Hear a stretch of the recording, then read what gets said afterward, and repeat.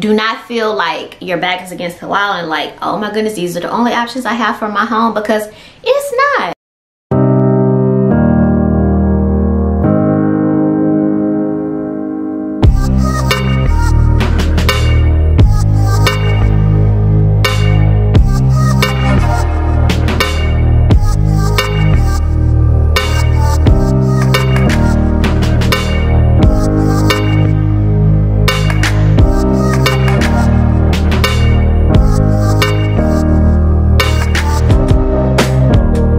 Hey guys, welcome back to another video. If you're new here, my name is Poe Nicole, and in today's video we're going to be doing the Q&A all about the home buying, home building process. So this is a video mostly pretty much requested by you guys, because I get so many questions via DM, by email, just all the time about questions about the home building, home buying process. A lot of you guys are currently building, buying homes yourself, or just want more information about the process, because maybe in the future you guys will be going into looking into building a home yourself. So I opened up questions for you guys on Instagram, and I also did post a community post here on YouTube. If you're just now stumbling across this video, just to give you guys a little background, I recently, well, me and my husband, we recently built a new construction home in December. We closed in December, so we've been in it about 2 months now. If you are interested in seeing our empty house tour video or our home building journey process, I have a whole playlist. I'll link it in the cards for you to check that out. So like I said, these questions are in no particular order, and by any means I am no expert. I'm just going from my personal experience and just my knowledge of how these things go. Okay, y'all? Okay, so the first question: did you add every non-structural upgrade you wanted? If not, how did you decide which? So in the beginning, it did seem like we pretty much added every non-structural upgrade. So that's going to be like interior things for your home. So we did add pretty much everything we wanted, we could possibly think of in the beginning, but towards the end, we did go and we did cut like things that we could. It was just like a process of elimination at the end. Once we start seeing like the numbers, we got really aggressive with things like, okay, can we live without this? Are we being like extra, like, be for real, girl? So yes, we did. In the beginning, we added so many things, y'all. And when I saw this question, I started thinking, and I'm like, what did we add that we don't have now that we end up cutting?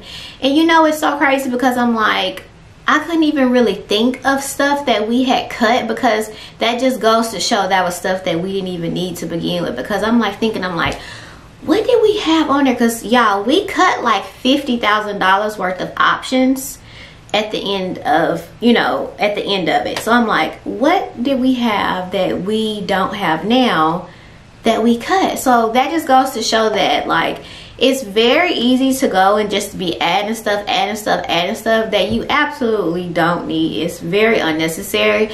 But what I can say is what I do remember is that we had a lot of like the technology stuff for the media room and like speakers all throughout the house.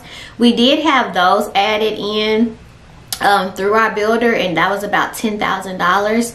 But what we did is we priced them out to do after closing, as you guys seen in one of our previous vlogs, when the company came in, they were installing like the speakers in the media room, and we did find it to be way cheaper to do after closing versus to do during our build process. But like the other $40,000, y'all, I can't even remember like what the other stuff was that we had initially added. So Yes, we did initially add a whole bunch of non-structural things in the beginning, but we did go back and cut them in the end. And for the life of me, I cannot remember what they were because we absolutely did not need them. Question number 2, how much money should you save up? That's really going to be, that's going to vary. That's going to depend on your personal situation. So for one, it's going to depend on the price of your home. It's also going to depend on like what type of loan you're going to have. But my rule of thumb is save as much money as you can. Like once you decide that you're going to be buying a home, get on a very aggressive saving plan and save as much money as you can. Like stop eating out, stop shopping. I'm telling you, get on a very aggressive saving plan, because in one of our previous vlogs, as you saw, like costs do not stop once you actually buy the house. Like there's moving costs associated, furnishing the home.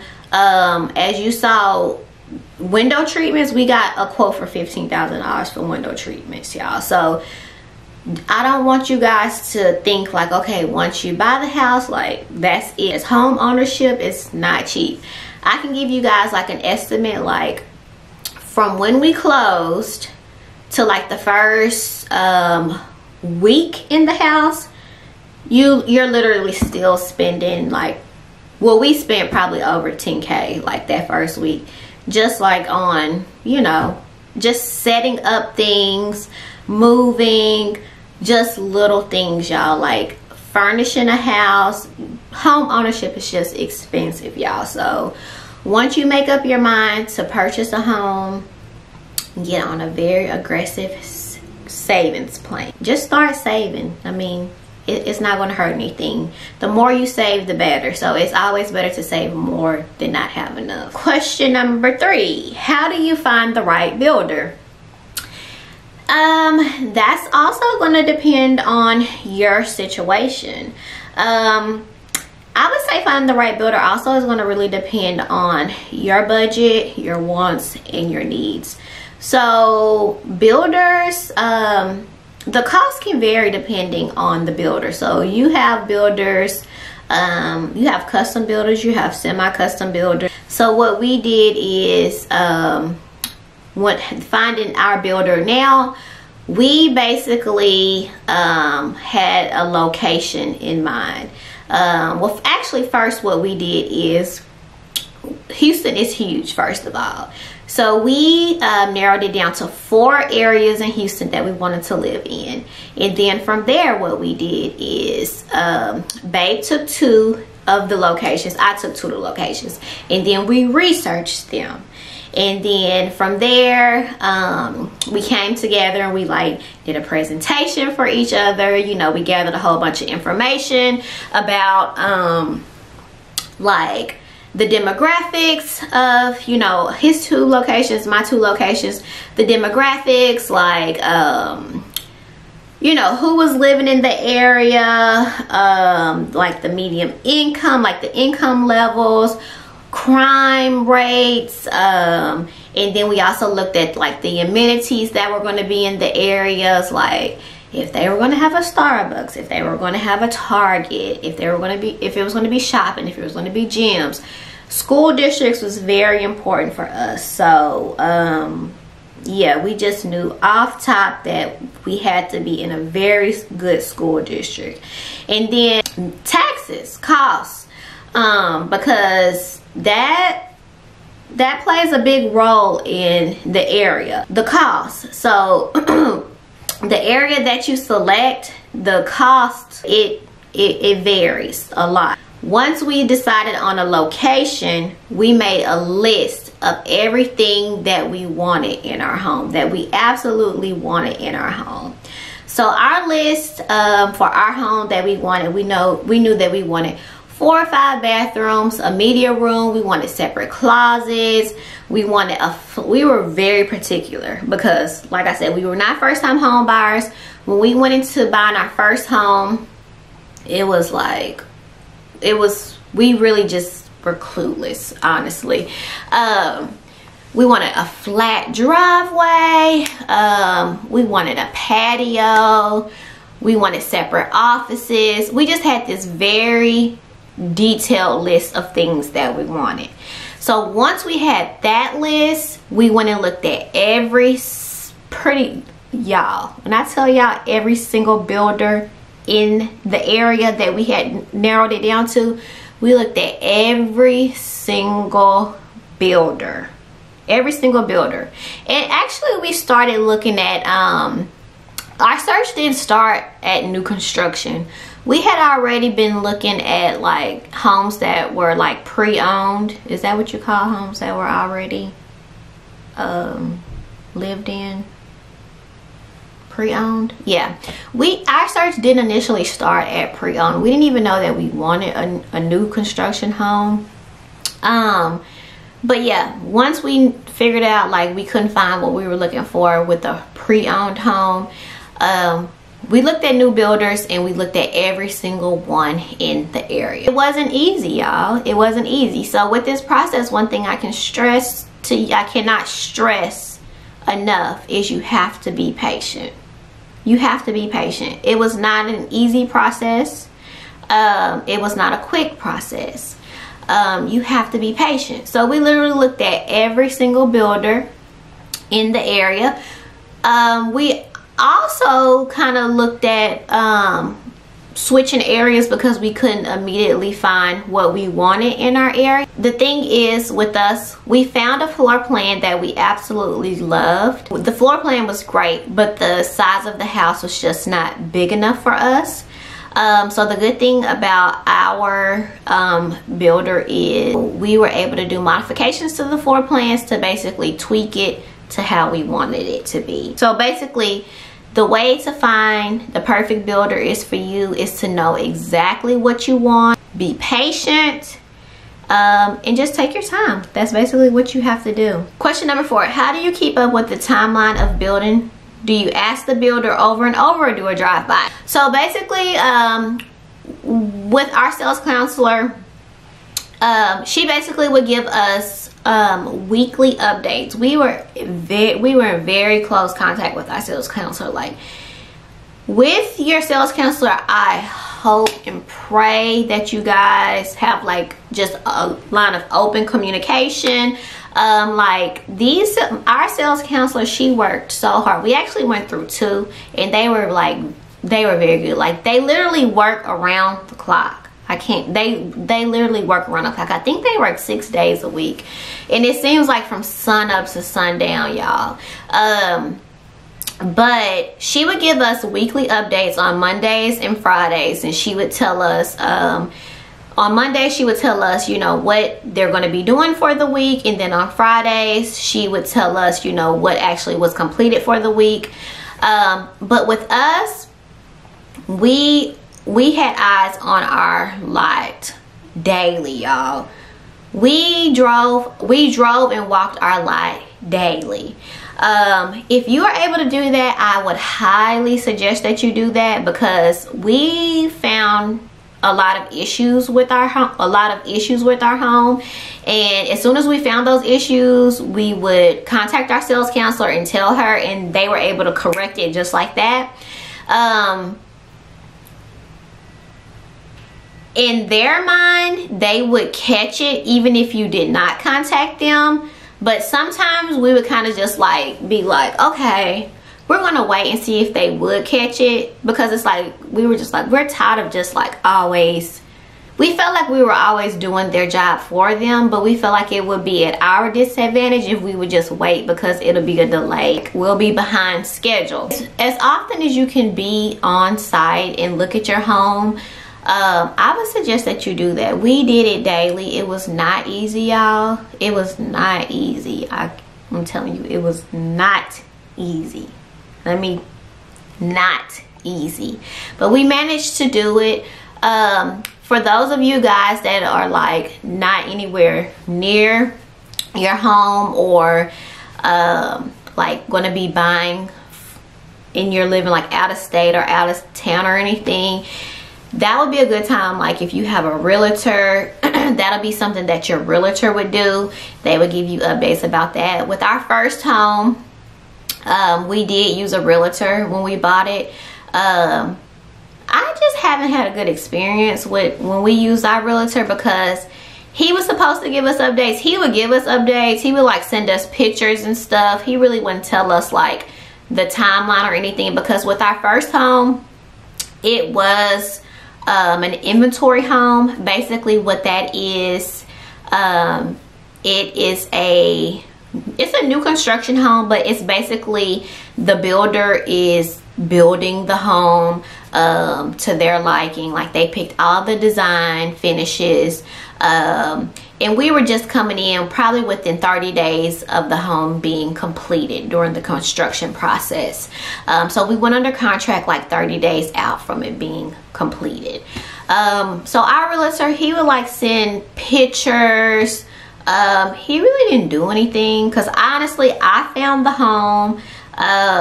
He was just kind of like BSing, honestly. I don't even know, like it was just a mess. He really didn't do anything. Let's just say that he didn't do anything, but he did send us some pictures.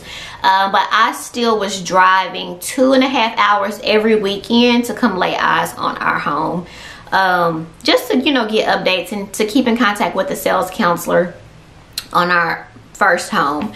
But yeah, as far as this home, we drove and kept eyes on the home every day. Anytime there was an issue, I would send a text.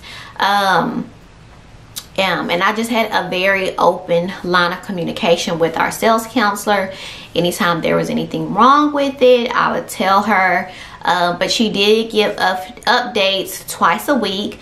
And if you are using a realtor, that is something that your realtor would do. They would keep you updated about, you know, what's going on with the building process. Number 5, is there anything you regret doing or not doing? There's not anything that I regret doing. I absolutely love my house. I'm kind of on the fence about doing the building in the living room right now, because I just have not had time to get around to actually calling the contractor. I've had his number for probably 2 months since we moved in, and I just haven't got around to calling him to like even get for him to come out and like give us an estimate to see how much it would cost to do. That is actually one thing that we cut. That's one thing that we did cut. That's an upgrade that we did cut. We initially did have that on our list, and we did cut it because we were like, okay, we can just do that after closing. But we never got around to getting a quote from a contractor prior to closing to see if it would make sense to just go ahead and do it during our build process or just wait to do it after. But at this point, I'm just like, man, I kind of wish that we would have just went ahead and did it, because I'm like, I don't want construction going on while I'm this far into living it, while I'm at this point into living in my home. Like if we would have did it like right when we moved in, that would have been great, because we wouldn't have been settled. But now it's like I got furniture, like we're like kind of settled into living. I don't really just want construction going on in my house right now. So that's kind of one thing that I'm regretting right now, because I don't actually even know how much it would cost. But if it's like $2,000 cheaper, then no, I don't regret it. But if it's like $500 cheaper, I'm like, okay, yes, I regret not getting that done during our build process. Did you have to put a deposit for your design options? Yes, you had to put 20% down for your design options.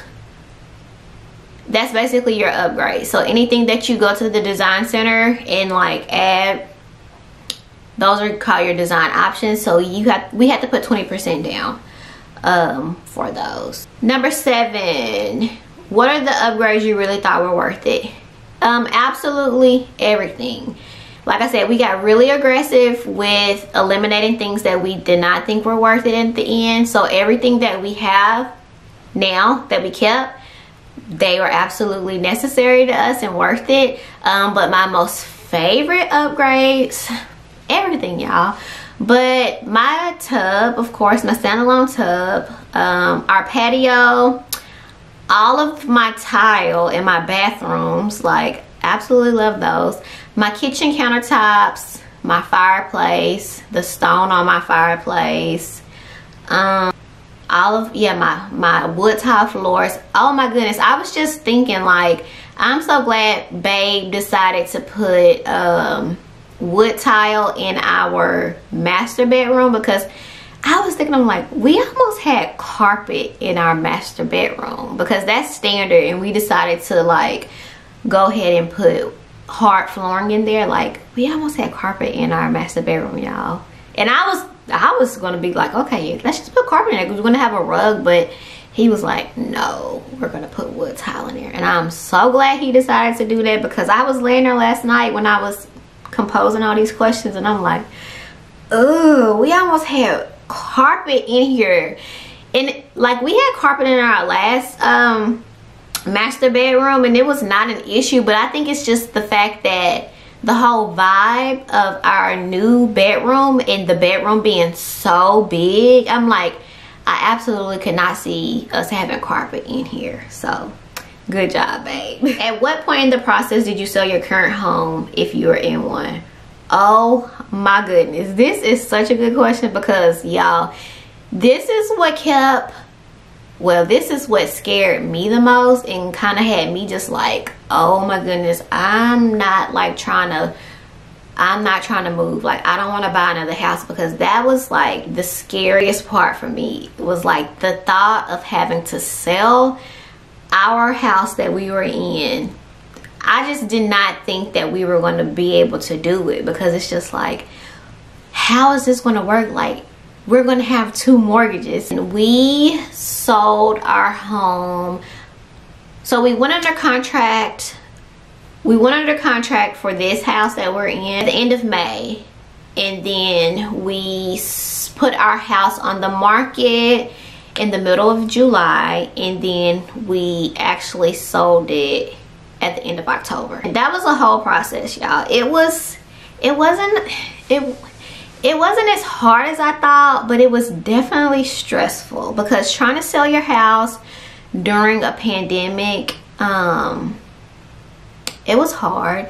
And then what made it really hard is because everyone was home. Like, we were working from home, Dallas was doing school from home, and then so when people would request showings, it's like they wanted to do a showing like that, and it's like, okay, we're working, we're in the middle of working, we're home working, Dallas is in the middle of school, and it's like, oh my gosh, it was a mess. And then it's like you had a whole bunch of people in and out of your home, and we got this virus out there, and it's just like we had a whole bunch of Lysol, and we just had to make sure people wore masks. And then, you know, we had a new baby.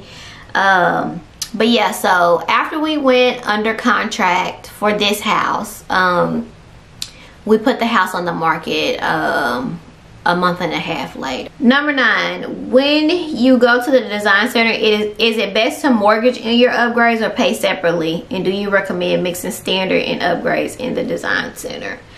Okay, so basically what this person is asking when they say, when is it best to mortgage in your upgrades or pay separately? So what that means is mortgage in your upgrades. That basically means any upgrades that you're going to be getting, is it best to roll that additional cost over into your mortgage? So if you do that, of course, that means you're going to be paying interest on those upgrades. So depending on the type of loan you're getting, that's going to be 15 years of interest, 30 years of interest, whatever the terms of your loan is going to be. You know, that's why a lot of people like to do a lot of things. A lot of people, they don't like to add upgrades. For one, because the builder,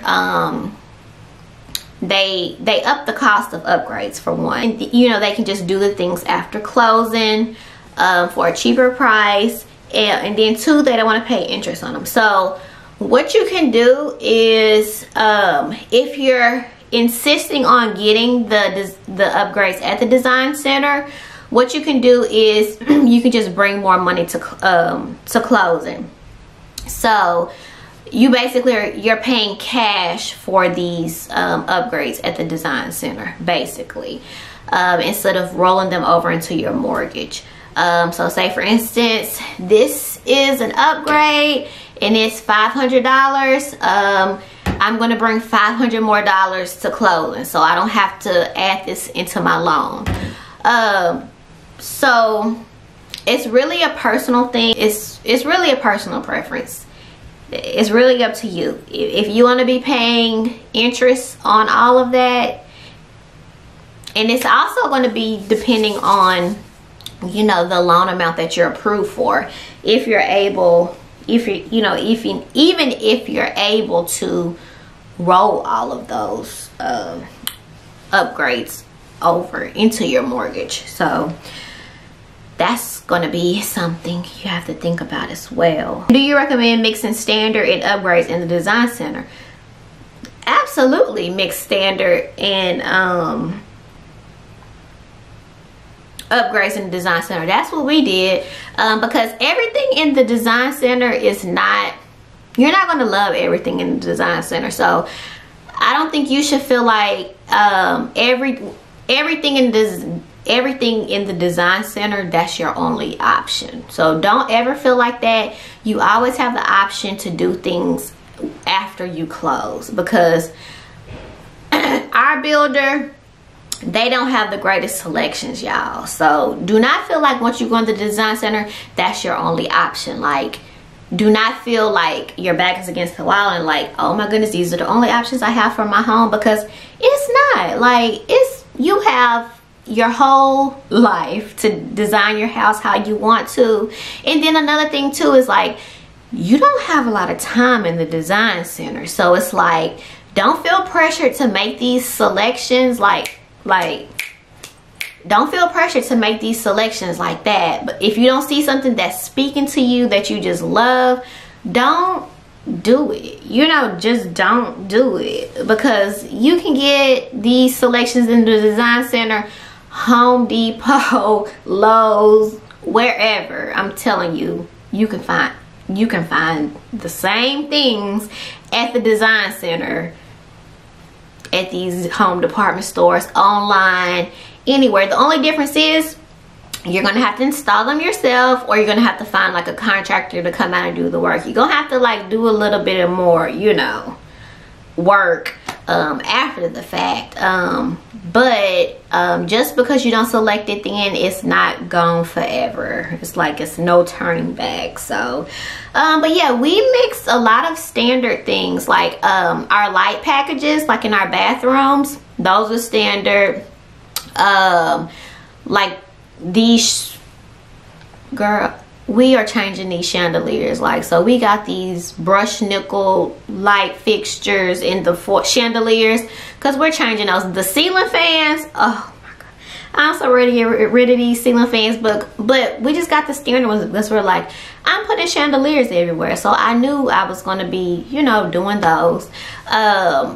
We didn't get hardware installed at the design center because they didn't have any cute ones. They didn't have any cute hardware designs that I liked, and so we didn't get hardware installed. What else was standard that we kept? Like, we didn't get any of our walls. They could paint like accent walls. We didn't do any of that. We had we hired a painter, as you guys saw in one of the previous vlogs. We had a painter. We actually had the same painter come out. Let me tell y'all, this how y'all gotta do. So they were actually doing we had the builder actually had to do some touch-up work after we closed, and we caught the painter that they were using in our house. So we just asked him for one of his cards, and we paid him outside of the building. We paid him to come back out. So we used the same painter that the builder uses, but we just paid him way less. Because what you have to realize is the builder has to get their cut. So if if the painter is charging $300 to paint this wall, the builder has to get their cut. So we're going to charge Poe $500 because he's charging $300. So that's how it works. Definitely mix standard and upgrades. Definitely, I would highly suggest that. Can you talk about the loan process and how it differs from when buying a home that is already built? How our loan process differed from the first time to the second time. Our first house, the only thing that was different from the first time to the second time is we just didn't have to put the additional money down for like our design options. So when you have, we still have to just put the earnest money down when you go under contract. For this new construction home, you have to put 20% down for your design options as well. And then that's it. So, number 11, would I do anything differently? No, I wouldn't do anything differently. Number 12, how did I find private inspectors? Actually, our private inspectors basically, they were just recommended to us. Well, it was basically like word of mouth because we had two different private inspectors. The first private inspector we had was for our pre-pour. So that was prior to them pouring our foundation for our home. And that was like, I'm not gonna say a bad experience, but they didn't do a very good job for us. We have a vlog on that as well. And that was recommended to us by our community. A whole bunch of people in our community used them for all of their homes. And yeah, they were just recommended to us. Our second one was actually recommended to us by a friend, and he's in a vlog as well, and he was like so great. He was so great. And a lot of you guys reached out to me like asking, because he's here in the Houston area. A lot of you guys reached out asking about his information, and I actually decided to like use him. But he is like so wonderful. But the only thing that I can suggest for you guys that if you're gonna be looking into using a private inspector, basically just Google, or where else do you go to, what's that place called where you can like just basically Google home inspectors and read the reviews. Read the reviews. That's basically just what you have to do. Like, I'm a huge person that like reads reviews. So Google them and read reviews. That's basically what you have to do. Or if you know anybody that that has built a home, or like that has had to do like a home inspection, just ask around like that. But if not, just Google them and just read the reviews if you're looking for doing a private inspector. How many appointments did you have at the design center? We had 2 appointments at the design center. They each were 3 hours. The first one was basically to go in and make the selections for everything. Well, not everything actually. Well, as much stuff as we could. And then the second one was to finish up the selections of like our lighting, plumbing, all of that, and then to go in and make any changes that we needed to everything that we had already selected.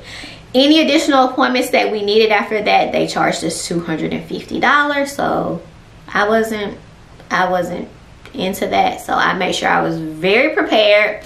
So tips that I can give you prior to visiting the design center is make sure that you kind of like have some inspo pictures, kind of like how you want.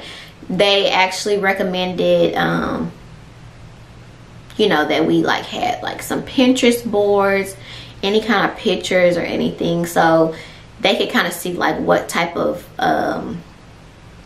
vision you had, so they can kind of play off of that and tell you like what kind of what they had that could fit within your vision.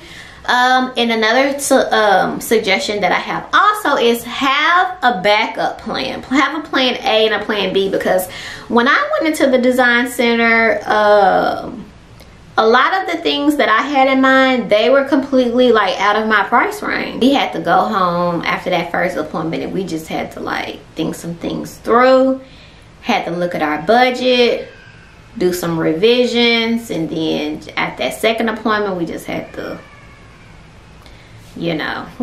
Question number 14, did you have to put a deposit down when you purchased your lot for your home? Yes. So basically, once you go, once you find the lot, find your floor plan, find your lot, you go under contract, you have to put a deposit down. That's your earnest money. That is going to be,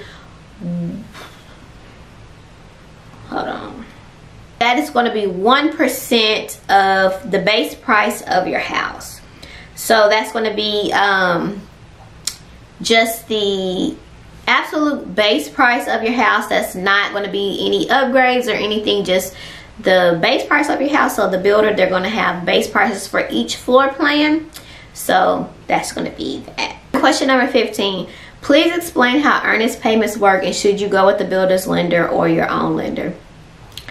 Earnest payments, that's basically just I kind of just touched on that in a previous question. You're going to put that amount down once you go under contract. Once you put that money down, that actually goes towards that's part of your down payment for your home. And once you go under contract, you have a contingency period. I believe it's 30 or 60 days. Yeah, we had a contingency period, and what that means is you can back out of the contract. We had that contingency because we still had to put our home on the market during that time, basically.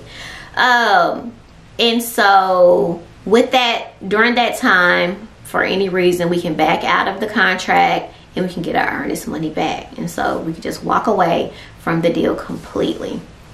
And so that 1%, it basically goes towards the purchase price of your home. And should you use the builder's lender? Most of the time, almost always, there are going to be advantages of using the builder's lender. They're going to always have some type of incentives, I guess I should say. But you should always shop around and see what's going to work best for you. Some examples of incentives that I've seen and heard of, they'll be like, you know, they'll bring money, they'll pay money towards your closing. What else do they do? They'll give you money off of your options. So like they'll give you money to use at the design center, things like that. So you should just shop around because they usually have incentives for using their lender, but it may not be the best thing for you. So I would just say shop around and see if that's going to be the best lender that works for you. Number 16, did you guys do a lot of structural upgrades? No, we didn't do a lot of structural upgrades. We extended our patio. We did an oversized patio. We did a garage bump out. It's called the 5-foot bump out. So it's an area where Babe can store his tools. We did a walk-through shower. So Babe, his shower does not have any doors. It's completely walk-through. What else did we do? That's structural. Oh, also with his shower, it's a mud set shower. So I think that's considered structural because it's like part of the foundation. I think that's it. Oh, and then with our front door, we extended it. It's not a standard size.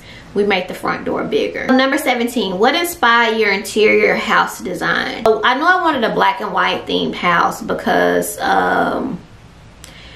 all started with this one tile that I found. So let me tell y'all tips for how to get like inspiration on how you're going to be designing your house, or even the possibilities of things you can even do. Because some of these things, when you have like a custom builder or semi-custom builder, the possibilities are really endless, y'all. Some of these things I had no idea that I could even do. So we visited so many homes, model homes, homes that people were actually building. You know, you can actually go and you can go inside of people's homes. I mean, they're not even their homes yet, but homes that are in the process of being built, you know, you can go in them. They can show them to you. If you're interested in seeing a certain floor plan, and they don't have like a model home, they can show you the floor plan, like if it's someone actually building it. As long as they're not like approaching closing like within the next 45 days or anything, they can show you the home. Or if they have like a lot of inventory homes that the builder has that they have on the ground that they have for sale, you can go and look inside of those homes. So just to see the finishes on these homes, like we would just go inside of, like, even if it was like a floor plan that we were not even interested in, we would like go inside of the homes just to see the finishes, like to see like what kind of combination did they use in their bathroom, what kind of cabinets, what kind of tile, what kind of chandeliers, what kind of just everything, y'all. And it was this one tile that I found. I think it was the tile that's in behind my the tile that's in Berkeley's bathroom floor.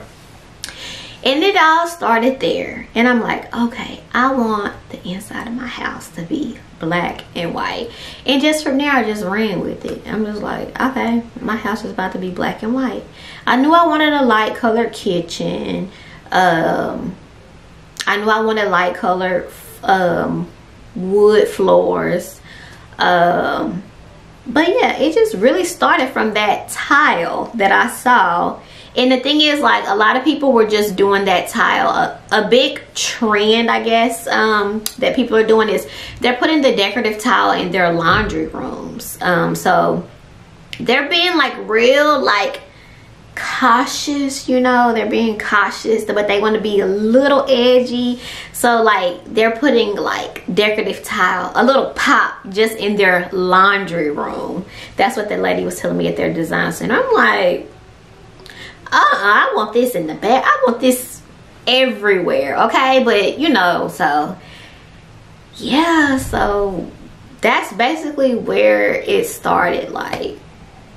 But I just absolutely love it. So, and then like for my master bathroom, I just knew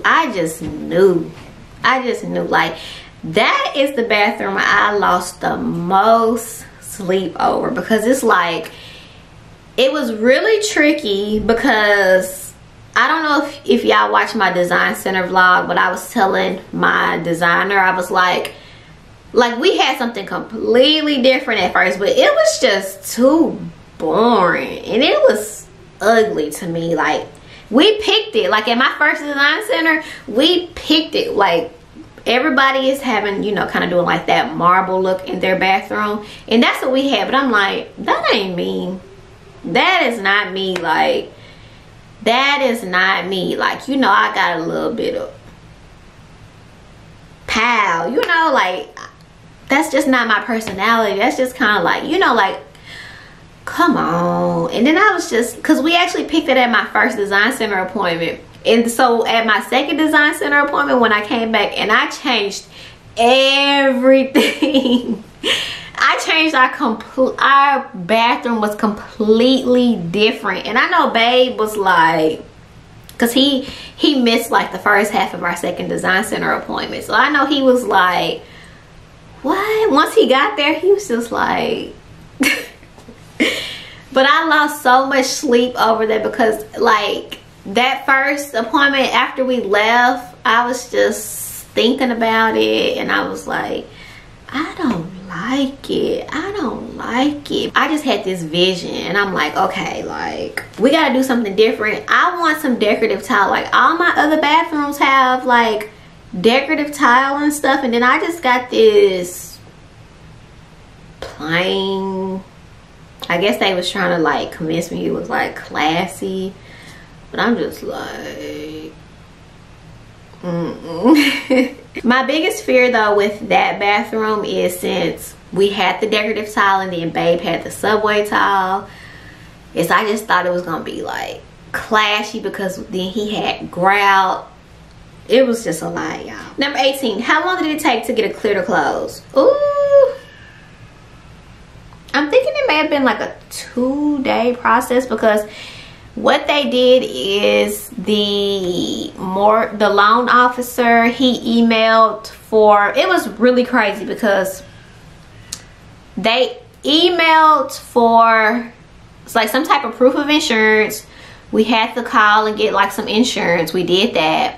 And then we had to come to the house. It was still like, they were still working on it, like finishing up some stuff.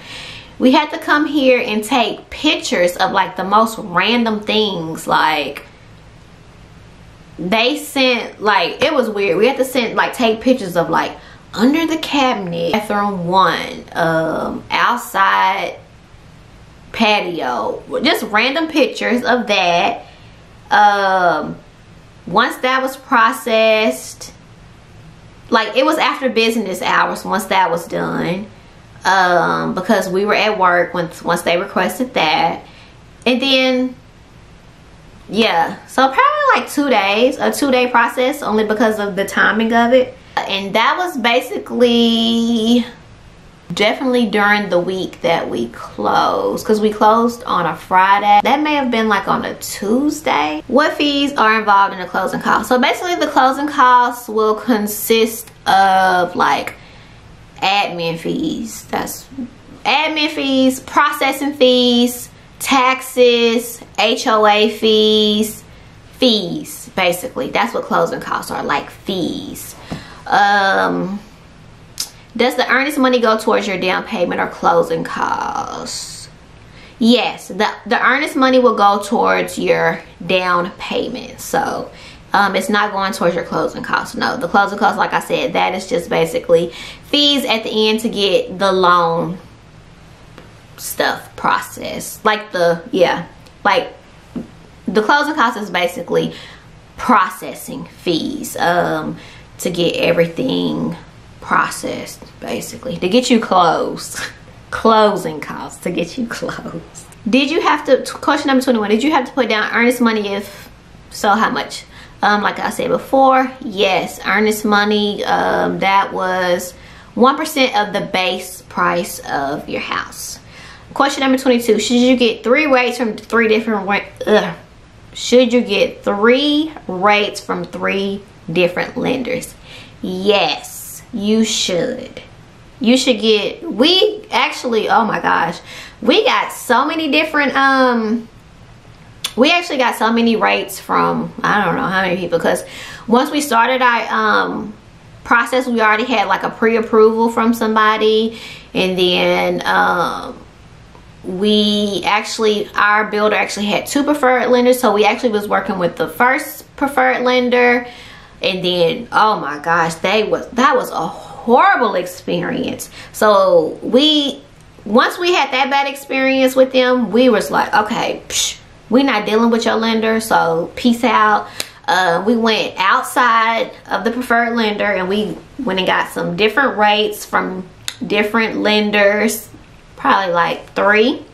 And we were going with them. And then our sales counselor, we forgot that we had a card from their other preferred lender, and we started working with them, and that's what we ended up going with. So we had several different rates from several different lenders. So yeah. Number 23, how long did it take to build your home? It took about 7 months from us. Wait, was that 7 months? May, June, July, August, September, October, November, December. Actually about 7 months. Yeah, from us signing our contract, we signed our contract in May, we closed in December. So yeah, about 7 months. Question number 24, which is better, FHA or conventional loan? That is actually gonna vary depending on your personal situation. They're going to be, you know, they differ. FHA, you can have a lower credit score, but the loan amount, I believe, well, FHA, you can have a lower credit score to get approved for that loan. The loan amount can be is smaller though, so depending on the price of the house you're trying to buy, you're either going to have to get a less expensive house, or you're going to bring way more money, you know, put way more money down. FHA, I believe you have to put a minimum of 3.5% down. Is it 3.5% or is it 3%? One of them. I think I have a little chart I can put up here down. With as versus conventional, you have to have a higher credit score. You can have like you can get up to, how much money is that? Let me look. Okay, so with conventional, you can get up to $548,250 in a loan. Versus the FHA, you can get $356,362. FHA, you have to put at least 3.5% down. Conventional, you have to put 3% down. You have to have a minimum credit score of 620 with the conventional. FHA, you can have a 580 credit score. And then it's also some other advantages and disadvantages. Like one of them, you can have a higher DTI, which is a debt to income ratio. So yeah, it's really just going to depend on you and your situation. That's just going to be something that you're going to have to look into. But once you go and get your pre-approval, that's something that your loan officer or whoever, the lender, will be able to tell you. They'll be able to tell you what the best loan for you is. That's not going to be something that you're going to have to figure out on your own. They'll be able to advise you of your best option. That's what their job is. So no worries about that. They don't expect you to be very knowledgeable in these areas. So question number 23, how long did it take? Oh no, that's not it. Question number 25, is the down payment and closing costs two different things? Yes, they are two different things. So the down payment, that basically consists of the earnest money, your options money. So the earnest money, like I said, that's going to be money that you put down once you sign your contract in the beginning. The options money, that's going to be money that you put down over the course of the home building, and that was 20% down. And the way that we paid our options money is we were actually able to break the payments down in like four different payments. So we basically wrote like post-dated checks, and she just basically, they just cashed them like over the course of the bill process. And then the additional money, and then it's going to be whatever additional money you put down to deduct from the purchase price of your home. And then the closing cost is basically going to be, you know, like I said, the processing fees, your taxes, the taxes that they like prorate, and then like your HOA fees. With the down payment, you do the earnest money, the closing costs, in which however much money you still have remaining to put down, you're going to take that to closing with you. And then your closing costs, of course, you take that to closing also.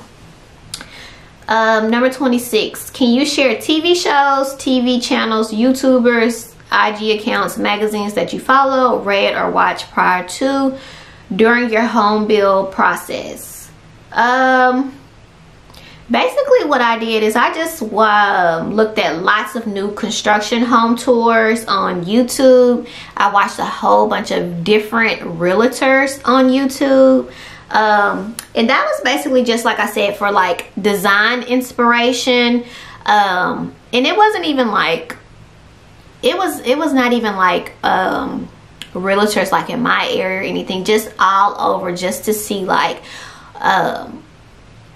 like what you could, the possibilities that you can do, like as far as like structural things you can do. Oh, and then like also when watching like realtors, I didn't just watch them for design inspo, but they also gave like tips and stuff, you know? What is your most positive experience with this home buying experience process? Honestly, being able to do this during a pandemic, because it was hard. It was hard, I'm not gonna lie, because from, like I said, selling our home, we were able to sell our home during a pandemic, build our home during the pandemic. It's taught me so much patience, y'all. It has taught me so much patience. I didn't even know I had patience, y'all. But yeah, like that's definitely the positive. Just to be able to get through this during a pandemic is crazy. Like, man, it's crazy. And it's really a blessing too. It's really a blessing to, especially with so many people just, you know, being less fortunate during this pandemic, but us to be so blessed to be able to build our dream home. Number 28, I know for new construction everything is handled in-house, but do you feel it's in your best interest to still have a realtor to handle negotiations? Honestly, like I said, I didn't have a good experience with a realtor. So we actually handle our negotiations ourselves, y'all. So I don't know if some people think with new construction you cannot negotiate, but you definitely can negotiate. Yep. I think there was one more that I could squeeze in here that I saw. Oh, my camera's dying. Okay guys, so that is going to conclude this video. If you like these kind of videos, if you like Q&As, make sure you give this video a thumbs up. Let me know in the comments if you have any other Q&A video ideas you want me to do, guys. If you are not yet subscribed, make sure you hit that subscribe button. Until next time, guys, bye.